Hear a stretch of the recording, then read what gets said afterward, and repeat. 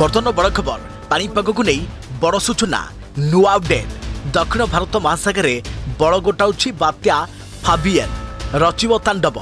तेबे मौका प्रभाव न शुणु फाबियन भय जानिबा संपूर्ण खबर ता पूर्व वीडियो को लाइक करंतु जदि पारुछंती आपनकर सांग साथी मानकु वीडियोटी को शेयर करनियतु।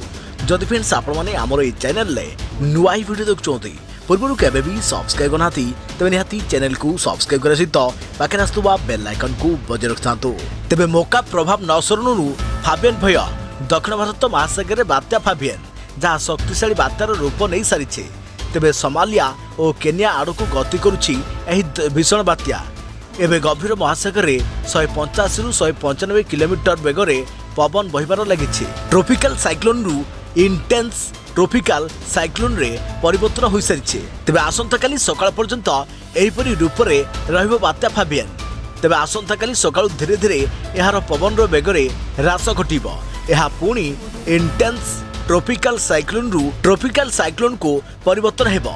तेबे बेगरे ह्रास घटी 175 रु 165 किलोमीटर बेग को खसी आसीबो। या पर रविवार दुर्बल होई पवन रो बेग 130 किलोमीटर प्रति घंटा को खसी आसीबो जहाँ सीवियर ट्रॉपिकल स्ट्रोम रे परिवर्तन होई जिवो। तेबे बात्या फाबियन प्रबल पवन सह वर्षा आनिबा संभव रहिछि।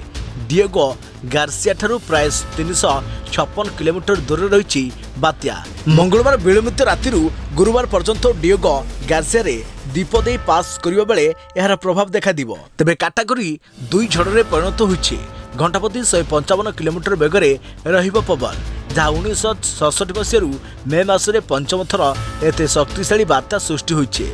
जदि समुद्र अधिक बड़ गोटाए यह भीषण बात्यारे परिवर्तन होई पारे। निज सह पवन सांग को वर्षा सांगरे धरी स्थलभाग छुई पारे। आउ सेपट राज्य में बढ़ुची ताती दिन में खरा अपराह्न रे प्रबल वर्षा कालबैशाखी नहीं सतर्क सूचना जारी करिछि पाणीपाग विभाग। आसंता 3 दिन कालबैशाखी पई सतर्क सूचना। सतर्क रहंतु एवं सुरक्षित रहंतु, सावधान रहंतु।